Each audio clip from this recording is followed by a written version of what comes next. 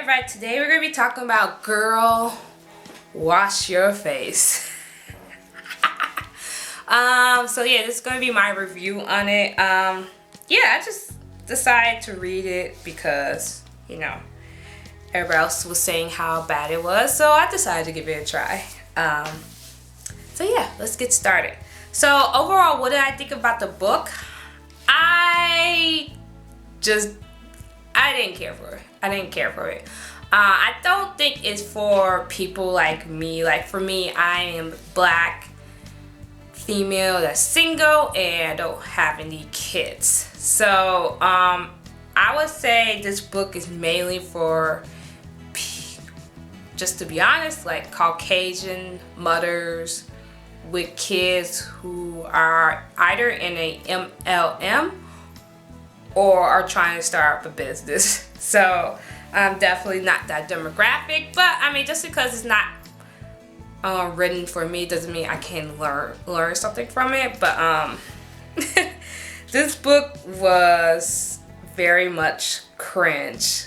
Like a lot of times in the book she says sister, girl, tribe. I'm like, that's extremely awkward. Like, it's just kind of weird when somebody be like saying, like, when she say, hey girl, hey sister, like that's who I will refer to my friends, not like a random stranger. Yeah, and yeah, the book is like extremely tone deaf. Like, it is extremely tone deaf. I don't think it's a bad book. Like, I don't think it's bad. Like, there's a lot of good stuff in it, but if you ask me, like, oh, why is this on the New York Times bestseller list, I would say I have no idea why, because it is not catered towards me. It's catered towards a small set. It's catered to a Pacific audience. So yeah. Yeah. So I'm gonna guess the reason why it is on the New York's Best Time seller, or it was on the New York's Best Time seller, because she's rich, successful, married, or now separated, and a lot of women want to be like her, so I can't be mad at that. I'm going to be looking down a lot because I got my notes right here. After reading this book, I don't feel like I learned anything more except some ways to like more motivate myself short term anyway. And I think that's truly how I felt. It's a lot of ways. I mean, it's a lot of tips in here, but they're not really life-changing tips. They're just tips to like help you maybe get over a hurdle or something, or you know, to like, I don't know, get energized or something. I don't know. Like, clearly I don't remember that much.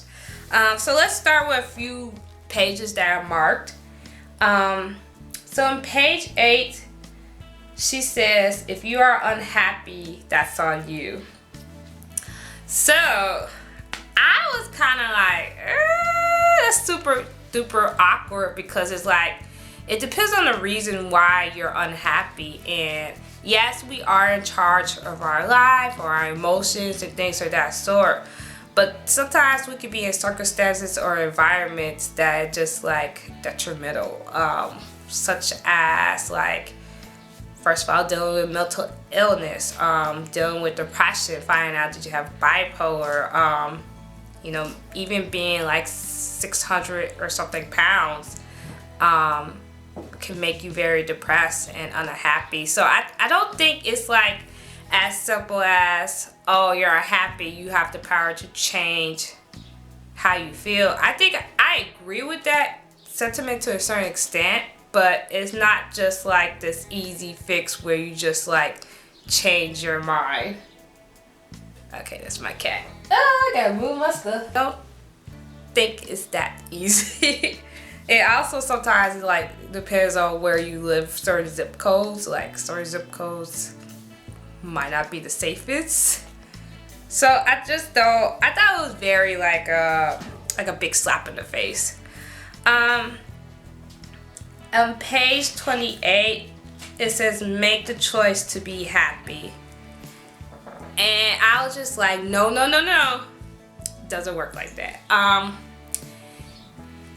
you can make the choice to feel better. But I think sometimes it's like, and I think she also talks about this, like going to counseling and stuff. I think counseling does help. So that could be part of the choice of being happy, but I don't want people to think like, oh, I'm going to wake up, I'm going to journal, I'm going to write a gratitude list, I'm going to tell myself that I'm happy.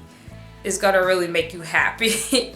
Like, you have to do a lot of work to like feel genuine joy every day. And I think it's like, it's all about going back to what I was saying earlier, like going to counseling or maybe even going to a doctor or things of that sort to really figure out what's making you so unhappy or what's kind of like causing problems in your life. So I guess like the thing I try to get at is I don't want people to oversimplify like it's easy to be happy, because it's not easy. It's a work in progress every day.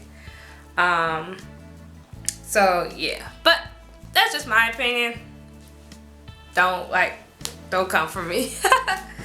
Alright, next thing's next. On page 14. Now, mind you, I read this in Hoopla, so the page numbers might be a little bit different. So, but it is in the book. So on page 14, she said, comparison is the death of joy. So I always hate when people say like, don't compare yourself, because it's just like, it's human nature to compare, right? It's human nature to compare yourself. It can actually be beneficial to compare yourself sometimes. Like, let's say for example, somebody's getting straight A's getting A's in the class, and I'm only getting like a C or something in the class. Like, I'm like comparing myself to that person, like, oh, what are they doing that I'm not doing to get a better grade? So I would want to work with that student to like see what they're doing. So in that way, I am comparing myself to them, but not in a destructive and harmful way. There's a difference between comparing myself to get better and comparing myself in a way to demean myself. So I guess the thing that I'm getting at, like, you should use comparison as a way to better yourself, not as a way to demean yourself. But, you know, we have to use the cliche here, so. Page 64. She talks about shopping from Goodwill.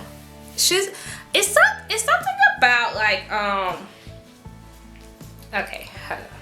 My cat is an attention whore. Okay, so it's something about it's saying like, when she talks about things such as like Goodwill or like I know she talked about the box cake that she had for her birthday party. It's almost like she really looks down on those things, as it represents like failure or unhappiness or anything. That's kind of like the vibe that I get out of it.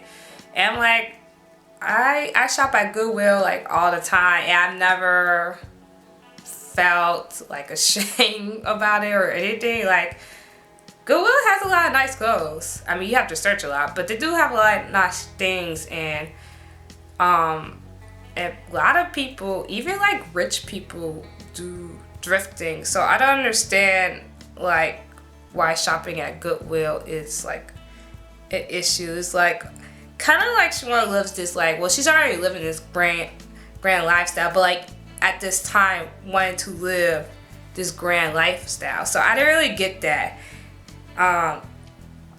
So I don't know what's wrong with her with Goodwill. I didn't really get that, but okay.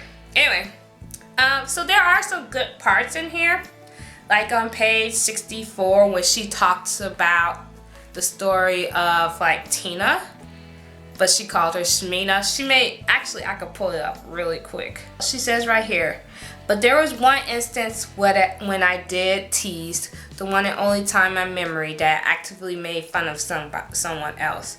Maybe that's why it sticks out in my brain. Maybe that's why it still feels so shameful.